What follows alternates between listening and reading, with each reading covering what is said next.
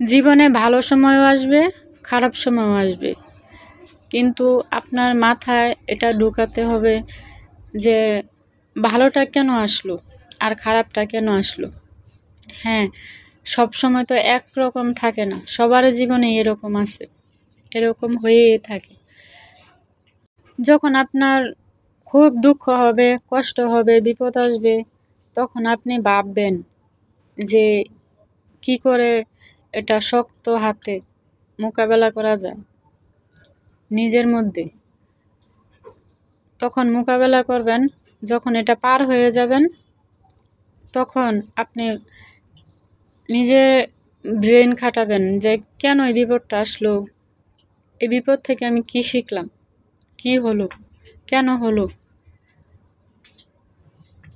কেন হলো সেটা কখনো ভাবা যাবে না, কিন্তু এটা বুঝতে হবে যে বিপদটা এসে আমি কতটুকু নিজে শিক্ষা অর্জন করতে পারছি সেটাই ভাবতে হবে, কিন্তু কেন হলো সেটা ভাবতে হবে না।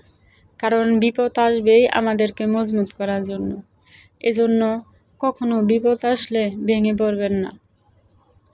আপনি ভাববেন, শক্ত শক্ত হাতে হাল ধরবেন, বুদ্ধি খাটিয়ে সে বিপদ থেকে আপনি উদ্ধার হবেন।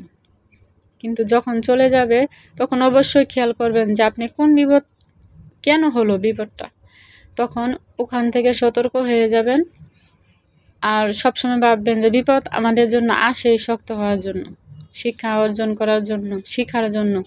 অনেক কিছু শিখার আছে, জীবনটা পুরোটুকুই শিক্ষণীয়, পুরোটুকুই শিক্ষা, পুরোটুকুই পরীক্ষা। আপনি ধাপে ধাপে পরীক্ষা দিবেন, ধাপে ধাপে শিক্ষা অর্জন করবেন, আপনি এটা পাস করা লাগবে। আপনি যদি ভেঙে পড়েন যে কেন আসলো, আর আসবে না, না, এটা আসবেই। যত দিন পৃথিবীতে বেঁচে থাকবেন তত দিনই আসবে, এটা আপনি কখনোই ফেলে দিতে পারবেন না, এটা নির্ধারিত। আপনি যদি বলেন যে আমার জীবনে আর কোনো বিপদ নাই, না, ধাপে ধাপে আপনার জীবনে বিপদ আসবে।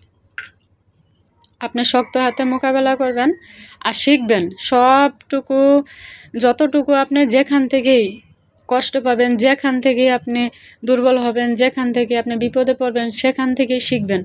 শিখলে তখন আপনি এটা মানে সাময়িক সময়ের জন্য আর কি এটা ঠিক হয়ে যাবে। ঠিক হয়ে গেলে এটা আপনার মানানসই হয়ে যাবে।